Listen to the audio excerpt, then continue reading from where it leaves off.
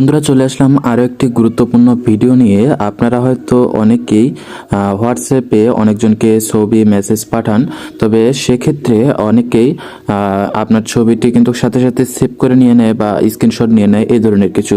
তো সেক্ষেত্রে ছবি পাঠানোর সময় অনেক সময় এই ধরনের সমস্যা থাকে যে আমি যে কাউকে ছবি পাঠালাম সে ছবিটি সেভ করে নিল কিনা। তবে হোয়াটসঅ্যাপে একটি গোপন সেটিংস রয়েছে, সেটি যদি আপনি করে দেন এবং সেভাবে ছবিটি পাঠান, তাহলে কেউ আপনার ছবিটি স্ক্রিনশট নিতে পারবে না এবং ছবিটি সেভ করতেও পারবে না। তো সেই প্রসেসটাই আজকে দেখিয়ে দেব। তো চলুন শুরু করা যাক। তার জন্য হোয়াটসঅ্যাপটি ওপেন করে নিলাম। আমি প্রথমে যে নাম্বারটি রয়েছে এই নাম্বারে একটি ছবি সেন্ড করব এবং আপনাদেরকে দেখিয়ে দিব। তো এখান থেকে এডিটে চলে গেলাম, এখান থেকে গ্যালারিতে চলে গেলাম। গ্যালারিতে যাওয়ার পর আমি একটি ছবি সিলেক্ট করে নিলাম। এরপর এইখানে দেখুন যে অপশনটি আছে ওয়ান, একটি দেখতে পাচ্ছেন, এইখানে একটি ক্লিক করে দিবেন। জাস্ট এখানে ক্লিক করে দেওয়ার পর ওকে দিয়ে দিবেন। এরপর ছবিটি আমি সেন্ড করে দিয়ে দিলাম। আমি এই অ্যাকাউন্ট থেকে আমার ছবিটি সেন্ড করে দিলাম আমার আরেকটি হোয়াটসঅ্যাপ অ্যাকাউন্টে। এই যে ছবিটি এখন সেন্ড হচ্ছে, এখানে দেখতে পাচ্ছেন।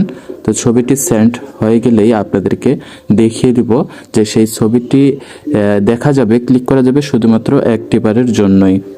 তো আমার ফোনে দুইটি হোয়াটসঅ্যাপ রয়েছে, দেখতে পাচ্ছেন, দুইটি হোয়াটসঅ্যাপ বিজনেস।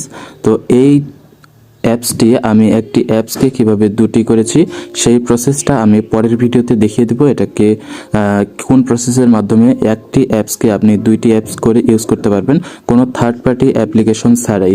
আপনার ফোনের সেটিংসেই কিভাবে একটি অ্যাপসকে দুইটি করে ব্যবহার করতে পারবেন। এবং দুইটি হোয়াটসঅ্যাপে কিন্তু আমার দুইটি অ্যাকাউন্ট রয়েছে। তো এখন আমি আপনাদেরকে দেখিয়ে দিব সেই ছবিটি আমি ক্লিক করে দেখাবো আপনাদেরকে। তো এই অ্যাকাউন্টে দেখুন অলরেডি কিন্তু ছবিটি সেন্ড হয়ে গিয়েছে। এখন যদি আপনাদেরকে আমার এই অ্যাকাউন্টে এসে দেখাই, তাহলে ক্লিক করলাম, দেখুন ছবিটা কিন্তু এখানে দেখাচ্ছে এবং ছবিটা এখানে ক্লিক করলাম, দেখুন ছবিটা কিন্তু আমার এখানে দেখাচ্ছে। এখানে যদি আপনাদেরকে স্ক্রিনশট নিয়ে দেখাই, তাহলে দেখুন লেখা আছে this app does not allow to screenshot, অর্থাৎ এটা কখনোই স্ক্রিনশট নেবে না। এবং এটা যদি আমি একবার ব্যাক দিয়ে দিই, দেখুন ব্যাক দিয়ে দিলাম এবং এখান থেকে আর ছবিটি দেখাবে না।